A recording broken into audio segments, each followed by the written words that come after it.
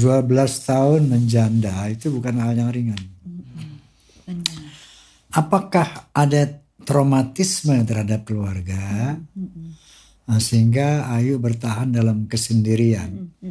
Itu sama 12 tahun. Apakah trauma antar takut begini lagi begitu? Apa ada hal itu? Kalau ditanya trauma atau enggak, kalau bilang enggak mah bohong ya Pak Haji. Pasti tetap ada rasa traumanya, pasti tetap ada rasa kayak lebih hati-hati kali ya, lebih takut gitu, kayak waduh jangan sampai nih gagal lagi gitu. Mikirnya sih gitu terus. Tipikal yang Ayu dambakan nih, yang ideal Iya.